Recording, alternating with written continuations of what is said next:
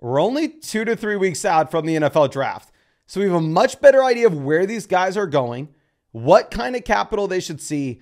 And yeah, we're going to be pulling this mock draft from The Athletic. Not sure if y'all have heard of it. Small little rinky-dink website, obviously not as big as flogfantasy.com.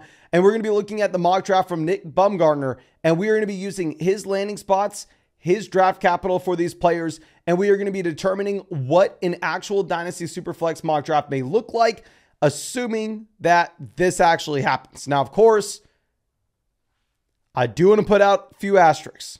No, this is not going to happen 100%. Okay, I don't know if these crazy trades will occur, but yeah, you see some wild trades in this overall from an NFL draft perspective. The first guy we are going to have in our Dynasty rookie mock will be the same guy as the first player in the NFL draft, will be Caleb Williams. Pretty much guaranteed to be the number 1 overall pick at this point. I mean, he's been almost guaranteed to be the number 1 overall pick all offseason. There's not too much to discuss. He has rushing upside. He's stepping into a phenomenal situation in Chicago in comparison to what most number 1 overall picks look like. And I mean, hell, if we're looking at what we have here with Caleb, he actually gets another wide receiver in this mock draft, which is just crazy to think of. But going over to number 2, here in this mock, Drake May does go to the Commanders. Now, if I'm looking at updated Vegas Sportsbook odds, this does not look likely right now. Right now, the number 2 overall pick, according to Vegas Sportsbooks, will most likely be Jaden Daniels. Jaden Daniels is minus 160. Drake May's plus 140. JJ McCarthy's plus 300. We'll get to McCarthy in 1 second. Now, I don't really care. Whoever goes number 2 in the NFL draft, that is who I'm going to have as the second ranked quarterback in my Dynasty Superflex rankings. I will most likely have Marvin Harrison Jr. ahead of that player regardless, except with these landing spots. This was wild, what we see here at pick 5, we'll get to in 1 second.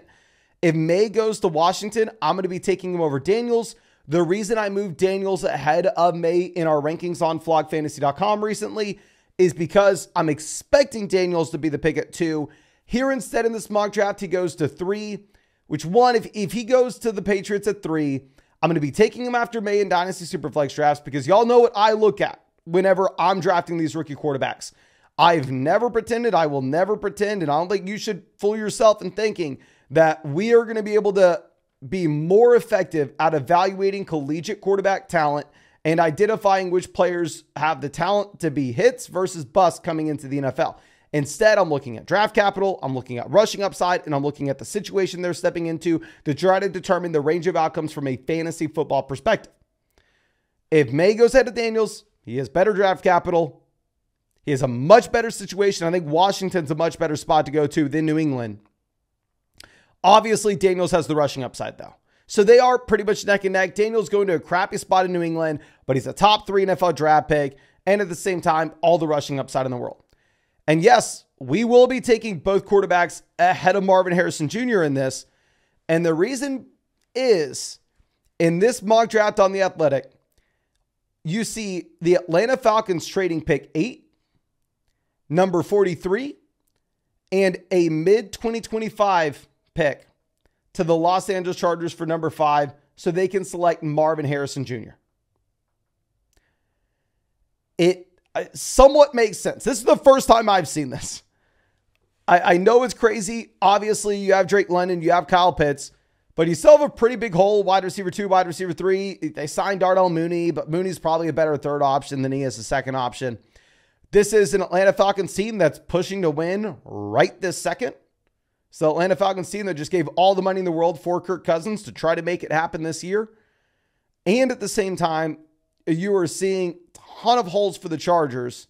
So it makes sense for them to possibly move back and pick up some additional assets with everything they've lost this offseason. If Marvin Harrison Jr. goes to the Atlanta Falcons, obviously you have a ton of passing volume here. But in terms of the long term, quarterback's not great. I mean, Cousins in the short term's really good this season, probably pretty good next. It's like a 36-year-old quarterback coming off of torn Achilles. You have Drake London there. You have Kyle Pitts there. You have Bijan Robinson there. So you have a considerable amount of target competition. So from a super flex perspective, I'm probably going to move him ahead of the top 3 quarterbacks. Obviously, this would be one of the best passing offenses in the entire NFL, though. Now, going over to our next pick. Yes, he's going to be going ahead of Malik Neighbors. You have another pretty big trade here where, I mean, obviously, I'm not an NFL scout. I'll never pretend to be. I don't see McCarthy as this kind of talent, but it doesn't matter what I think here. The Minnesota Vikings trade pick 11, 23 in their 2025 first to move up to number 4 to get J.J. McCarthy from the Arizona Cardinals. Now, if this were to happen, J.J. McCarthy would be a quarterback going inside the top 5 picks of the NFL draft, and he'd be stepping into a situation where he's throwing to Justin Jefferson, Jordan Addison, T.J. Hawkinson. And it's hard to imagine him not thriving in that situation. If you're looking at Vegas sportsbooks right now, the most likely number 4 overall pick is Marvin Harrison Jr. He's minus 175. J.J. McCarthy is the second most likely at plus 175. If you were looking at J.J. McCarthy's odds to be a top 10 pick in this NFL draft, he's like minus 1,600. Let me pull this up. I'm sorry, minus 1,400 to be a top 10 pick. He is minus 230 to be a top 5 pick. So we've come a long way where I didn't have McCarthy anywhere close to the big 3 quarterbacks. To this point, where it looks like an NFL team's going to put him there. And if it's the Vikings where he's going to be able to step into the best situation arguably you can ever imagine for a rookie quarterback, I don't know. I mean, wheels up essentially from a fantasy perspective. Now, next guy, I am still ranking Malik Neighbors ahead of J.J. McCarthy. I think that Malik Neighbors would be the wide receiver 1 in the vast majority of draft classes. This is someone that dominated, and I repeat, dominated this final year at LSU. He's like number 1 in this draft class in yards per route run. He's the youngest wide receiver in the class. And at the same time, he had to compete with Brian Thomas Jr. for targets. So you had like the best production profile you could find at the youngest age you could find with some of the most top competition you could find. Like, he checks literally everything. But what's weird is we have another big trade in this mock draft from The Athletic. We have the Bears trading up to pick 6 with the New York Giants. The Bears giving up pick 975 in a mid-round pick in 2025 for number 6 from the Giants so they can get Malik Neighbors. In this world, if you have DJ Moore, Malik Neighbors, and Keenan Allen all competing for targets with a rookie Caleb Williams, I like the long-term outlook. I love the talent, but I think the situations would dictate that we're taking McCarthy ahead of Neighbors. And I think this is like a really, it illustrates how useful looking at these mock drafts are, where we kind of get stuck in our ways of just making rankings. This is how we rank these guys in a vacuum. Regardless of situation, regardless of draft capital, this is how I'm going to rank these players. And we forget that craziness can happen in the NFL draft. We see it every single year. You go back to last year and Zach Charbonnet, we were all super pumped for. And then he goes to Seattle to play alongside Kenneth Walker, right? So, I mean, we are going to see some craziness here. I don't know if it's going to get this crazy. Rome is going to be our next guy. He goes to Tennessee at 7. What's very interesting here is, one, Rome is a phenomenal prospect. Top 10 pick at the wide receiver position, right? I mean, for that to even happen, it's incredible. But what's crazy is if you're looking at this mock draft from The Athletic, you have the first 4 picks being quarterback, which has never happened before. And then picks 5, 6, 7 wide receiver. I don't know if this is just, I mean, fantasy football, its mentality, its importance, like leaking into when people are making NFL mock drafts, and we're not going to see anything close to this actually happening when the real draft gets here, when real life is here, when reality slaps us across the face. But if we get anything close to this, right? I mean, it is just a gold mine from a fantasy football perspective. to see all the top assets getting this kind of capital. Our next guy, we are going to go with Brock Bowers. Brock Bowers goes to the Giants here at pick 9. Keep in mind the Giants traded back with Chicago for this pick.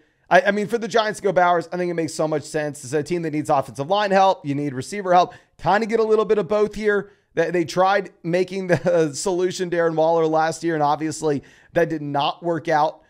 But yeah, I think Bowers, it's interesting to see that he has fallen down with this probability to be a top 10 pick.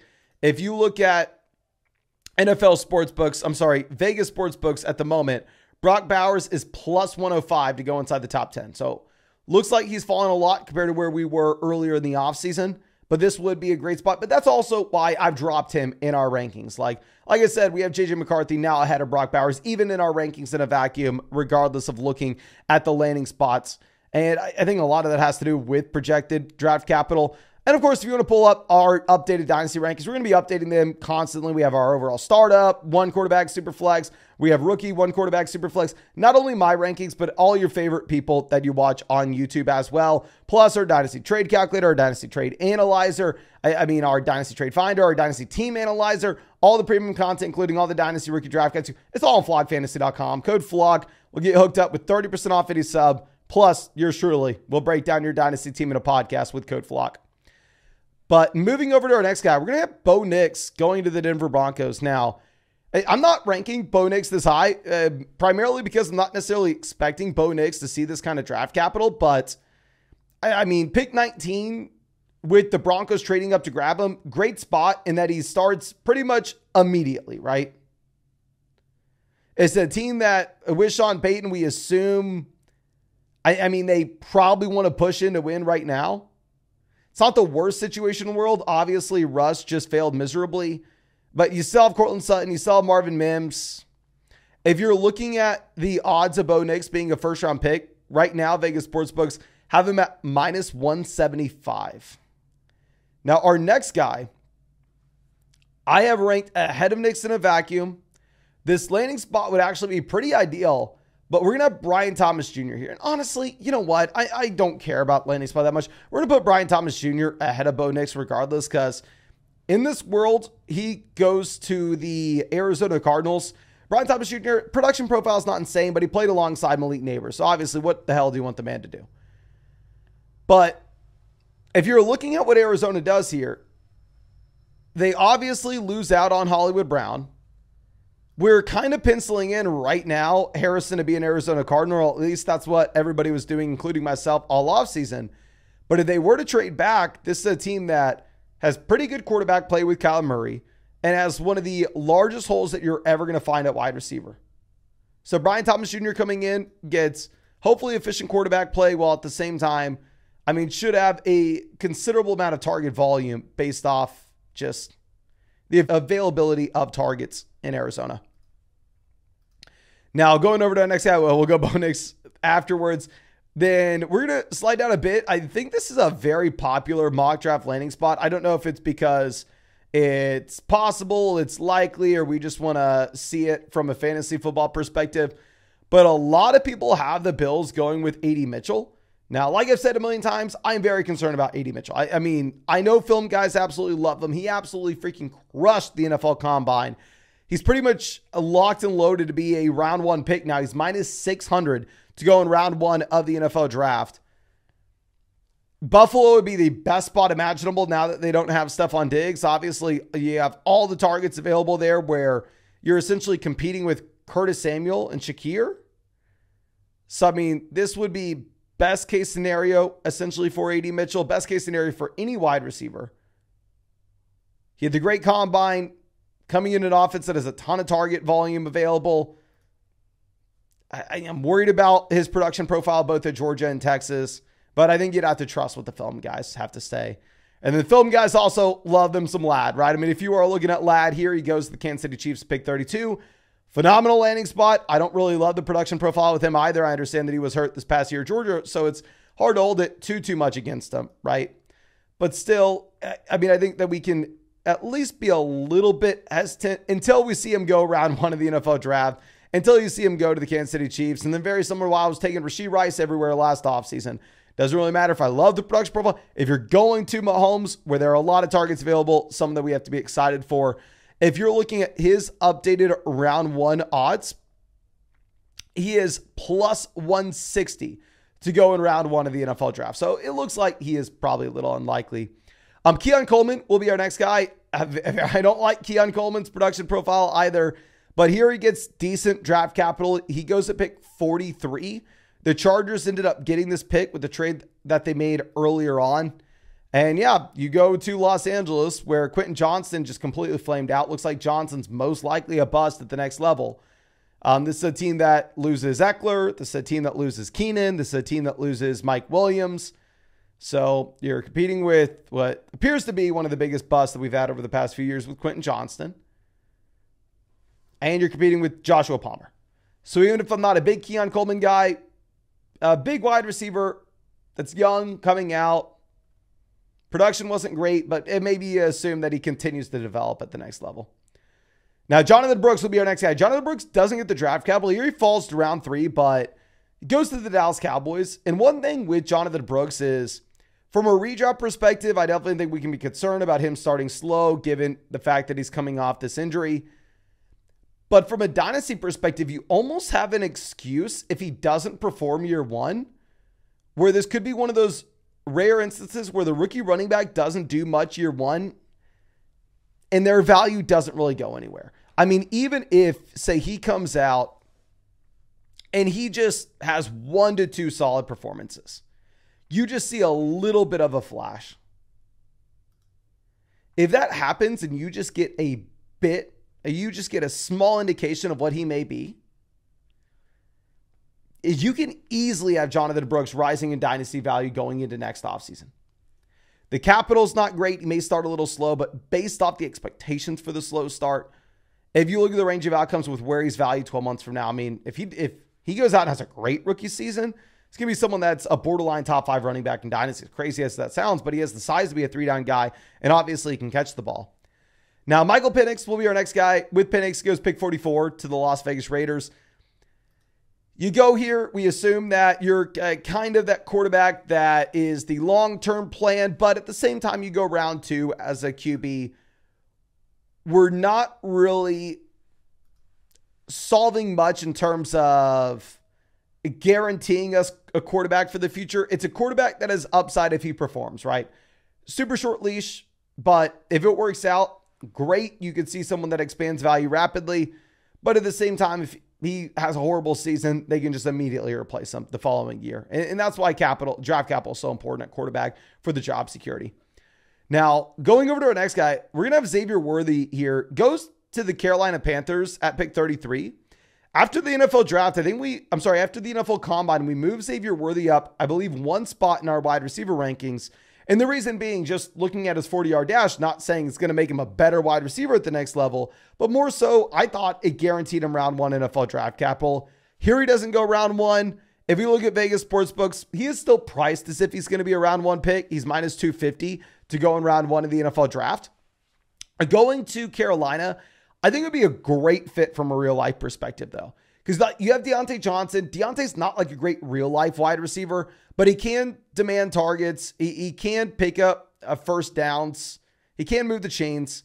But you still need the speed to play alongside Deontay Johnson, hopefully stretch NFL defenses and take attention away. That's kind of exactly what Xavier Worthy would give you. I think they would play alongside each other really nicely. But from a fantasy football perspective, I want to be super pumped about Worthy, considering the fact that he's probably not commanding a ton of volume, right? And that would probably be going to Deontay, even if Worthy was the better real-life receiver and provided more value to the Panthers.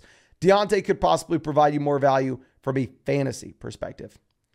Now, Troy Franklin will be our next guy. With Franklin, love the production profile. One of the big losers this offseason. I was excited about him early on, but I mean, the issue now that you're looking at is, I don't know. Hey, people hated his combine. He looked small. It looked like he had some chicken legs. Now, coming from someone else who has chicken legs, not going to discredit the guy for it.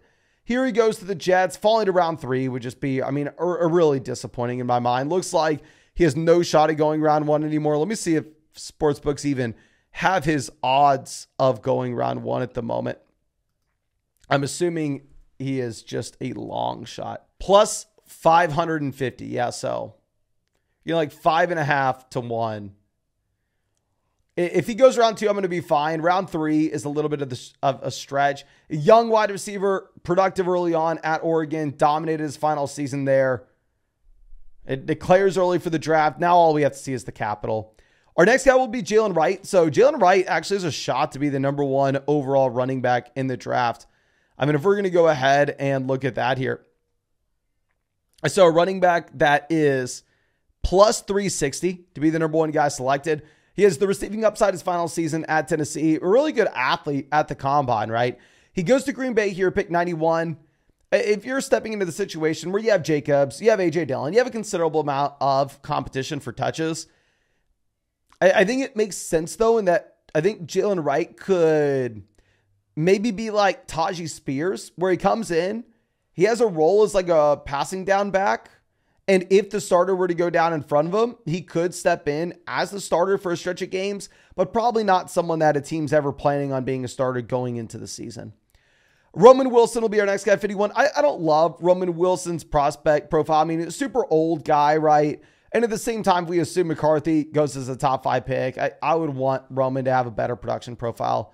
Jatavion Sanders will be our next guy, 46. Hug 'em Horns. You know, I love my Longhorns, but nonetheless, tied in that the production profile is a little bit hard to read into. He had to compete with A.D. Mitchell, had to compete with Xavier Worthy, had to compete with Jonathan Brooks. If you're a tight end, probably not expecting much out of that instance.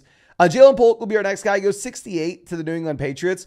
I mean, great landing spot in terms of there's nobody you have to compete with. You have to compete with Demario Douglas, right? You have Jaden Daniels coming in. Jaden Daniels but gave Malik Neighbors and Brian Thomas Jr. a wild amount of production. Obviously, it's the chicken and the egg. We don't know what caused what, but still, nonetheless, if we're looking at Polk, he kind of got the raw end of the deal, having to play alongside Rome and Jalen McMillan. It's very difficult to go out there and take too much away. I think you're kind of just having to go ahead and listen to what the film guys are telling you when it comes to these Washington receivers, just given the fact that there were so many of these guys here. Now, Xavier Legette will be our next guy. South Carolina wide receiver. I understand has a ton of hype, right? So this is a wide receiver that's on paper really scary as production profile. Typically these guys that like don't break out till like year 5 in college. Almost every single time they're a bust at the next level. You have excuses for Legette. He has a couple serious injuries. Yeah, it's some devastating family news in high school. So, I mean, you have some valid excuses on why possibly you wouldn't have had the production early on at South Carolina that you would want from Legette. Here he goes in round 2, good capital, but goes to Philly, right? You go to the Philadelphia Eagles. At best, and I mean at best, you're the 4th option in the offense. You're behind Brown, you're behind Smith, you're behind, Saquon Barkley running the ball.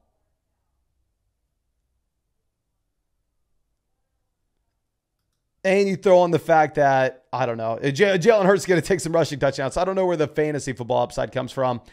Malachi Corley, similar spot, right? You go to Cleveland, pick 54. I mean, with Corley, in my mind, he's just almost a worse version of Elijah Moore.